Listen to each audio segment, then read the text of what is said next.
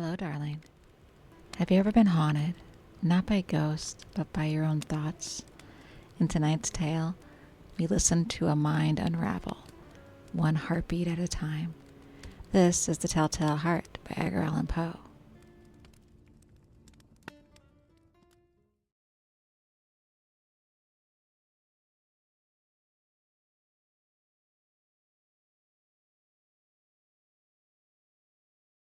True, nervous, very dreadfully nervous. I've been and am, but why will you say that I'm mad? The disease has sharpened my senses, not destroyed, not dulled them. Above all was a sense of hearing acute. I heard all things in the heaven and in the earth. I heard many things in hell. How then am I mad? Hearken and observe how healthily, how calmly I can tell you the whole story. It's impossible to say how first the idea entered my brain, but once conceived, it haunted me day and night. Object, there was none. Passion, there was none. I loved the old man. He had never wronged me. He had never given me insult. For his gold, I had no desire. I think it was his eye. Yes, it was this. He had the eye of a vulture, a pale blue eye with a film over it. Whenever it fell upon me, my blood ran cold, and so by degrees, very gradually, I made up my mind to take the life of the old man and thus rid myself of the eye forever. Now, this is the point. You fancy me mad. Madmen know nothing, but you should have seen me. You should have seen how wisely I proceeded, with what caution, with what foresight, with what dissemination I went to work. I was never kinder to that old man than during the whole week before I killed him. And every night, about midnight, I turned the latch on his door and opened it. Oh, so gently. And then, when I had made an opening sufficient enough for my head, I put in a dark lantern, all closed, close so that no light shone out. And then I thrust in my head. Oh, you would have laughed to have seen how cunningly I did this, how cunningly I thrust it in. I moved it slowly, very, very slowly, so that I might not disturb the old man's sleep. It took me an hour to place my whole head within the opening, so far that I could see him as he lay in his bed. Would a madman have been so wise to do this? And then, when my head was well in the room, I undid the lantern, cautiously, oh, so cautiously, for the hinges creaked. I undid it just so much that a single thin ray fell upon the vulture eye. And this I did for 7 long days, every night at midnight. But I found the eye always closed, so it was impossible to do the work. For it was not the old man who vexed me, but his evil eye. And every morning, when the day broke, I went boldly into this chamber and spoke courageously to him, calling him by name in a hearty tone, and inquiring how he had passed the night. So you see, he would have been a very profound man, indeed, to suspect that every night, just at 12, I looked in upon him while he slept. Upon the 8th night, I was more than usually cautious in opening the door. A watch's minute hand moved more quickly than mine did. Never before that night had I felt the extent of my own powers, of my sagacity. I could scarcely contain my feelings of triumph to think that there I was, opening the door, little by little, and he'd not even to dream of my secret deed or thoughts. I fairly chuckled at the idea, and perhaps he heard me, for he moved on the bed suddenly, as if startled. Now you may think that I drew back, but no. His room was as black as pitch with the thick darkness, for the shutters were closed, fastened through fear of robbers, and so I knew that he could not see the opening of the door, and I kept pushing it on steadily.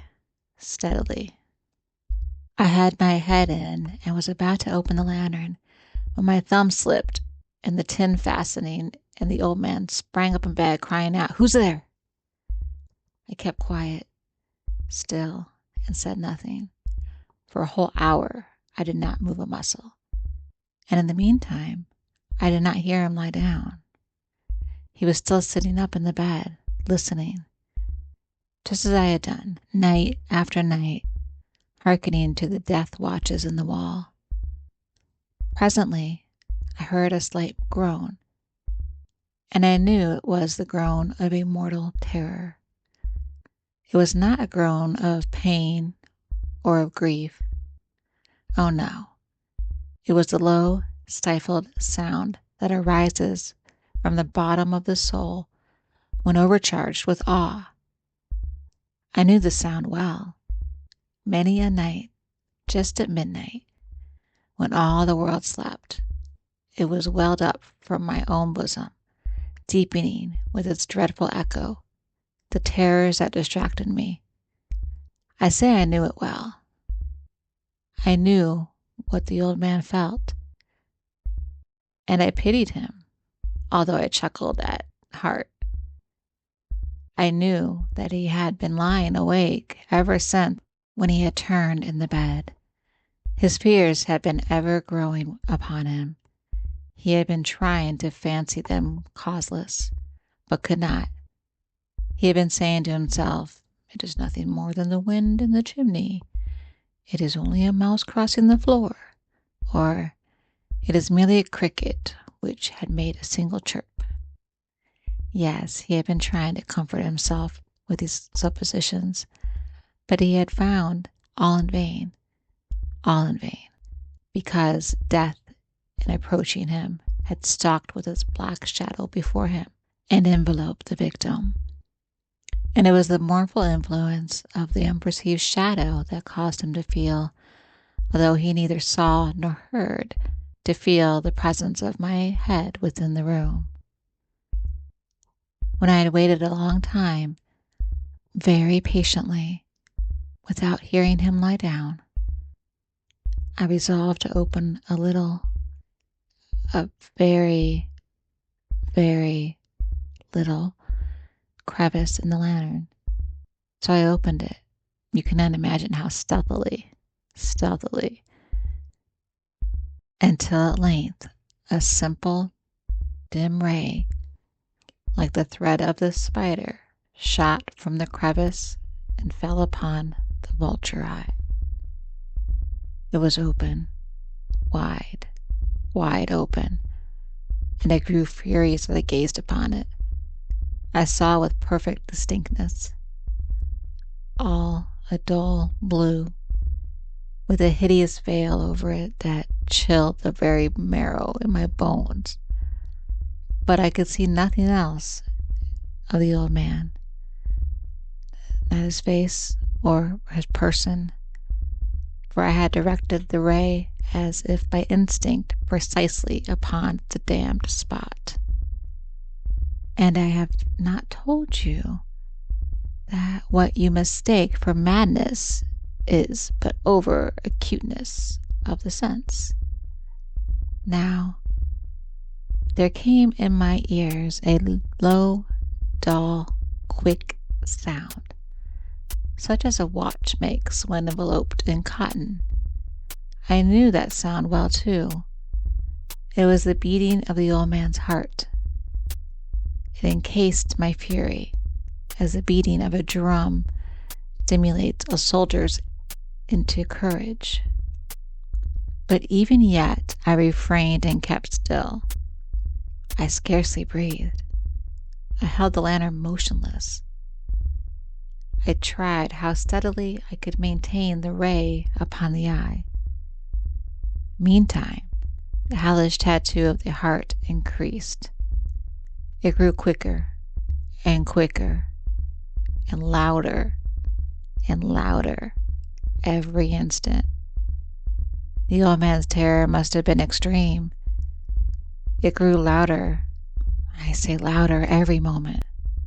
Do you mark me well? Have I told you that I am nervous? So I am. And now, at the dead hour of the night, amid the dreadful silence of that old house, so strange a noise as this excited me to uncontrollable terror.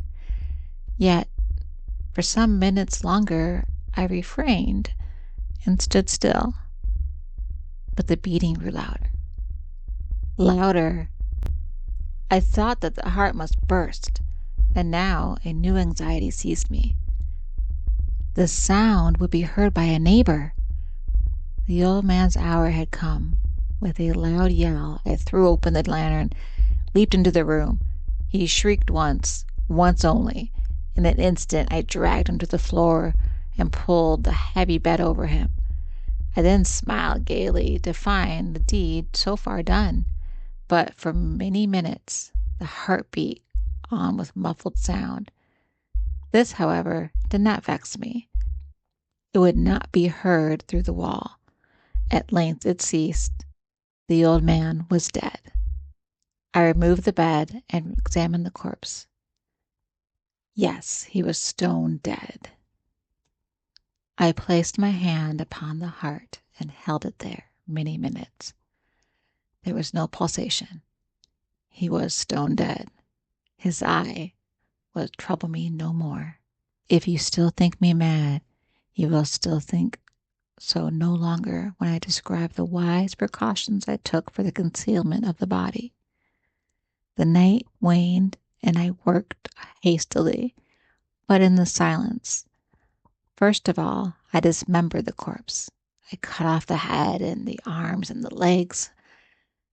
I then took up 3 planks from the flooring of the chamber and deposited it all between the scantlings.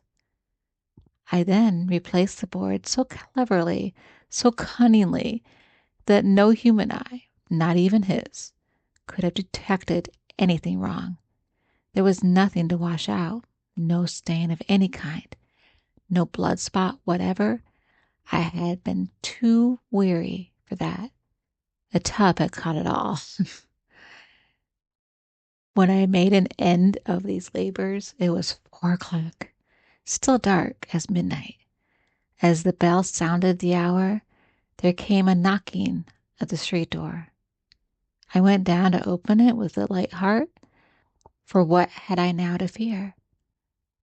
Then entered 3 men, who introduced themselves with perfect suavity as officers of the police. A shriek had been heard by a neighbor during the night. Suspicion of foul play had been roused. Information had been lodged at the police office, and they, the officers, had been deputed to search the premises. I smiled, for what had I to fear? I bade the gentleman welcome. The shriek, I said, was my own in my dream. The old man I mentioned was absent in the country. I took my visitors all over the house. I bade them search, and search well. I led them at length to his chamber. I showed them its treasures, secure, undisturbed, in the enthusiasm of a confidence. I brought chairs into the room, and desired them here to rest from their fatigue, while I myself, in the wild audacity of my perfect triumph, placed my own seat upon the very spot beneath which reposed the corpse of the victim. The officers were satisfied. My manner had convinced them. I was singularly at ease. They sat, and while I answered cheerily, they chatted of familiar things. But ere long I felt myself getting pale and wished them gone. My head ached, and I fancied a ringing in my ear. But still they sat there and chatted. The ringing became more distinct. It continued and became more distinct. I talked more freely to get rid of the feeling, but it continued and gained definiteness, until at length I found that the noise was not within my ears. No doubt I now grew pale, very pale, but I talked more fluently and with a heightened voice, yet the sound increased. And what could I do? It was a low, dull, quick sound, much such a sound as a watch makes when enveloped in cotton. I gasped for breath, and yet the officers heard it not. I talked more quickly, more vehemently, and the noise steadily increased. I arose and argued about trifles in a high key with violent speculations, but the noise steadily increased. Why would they not be gone? I paced the floor to and fro with heavy strides, as if excited to fury by the observations of the men, but the noise steadily increased. Oh God, what could I do? I foamed, I raved, I swore, I swung the chair upon which I had been sitting.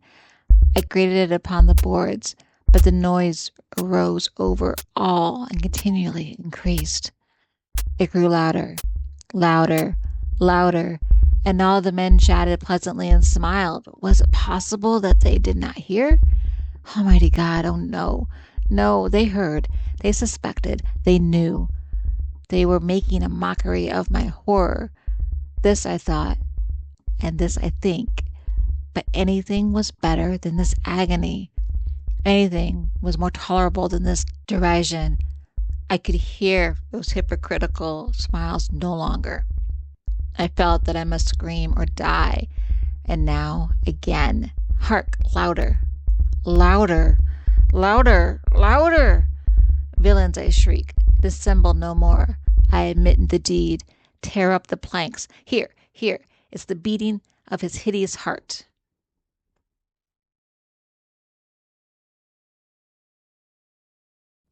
And so, darling, the heartbeat fades, but the memory lingers, pulsing in the silence, the guilt in the night. Rest now, and remember, sometimes it isn't the darkness outside that frightens us most, but the one that beats within. Good night from Relaxing with Jazmine.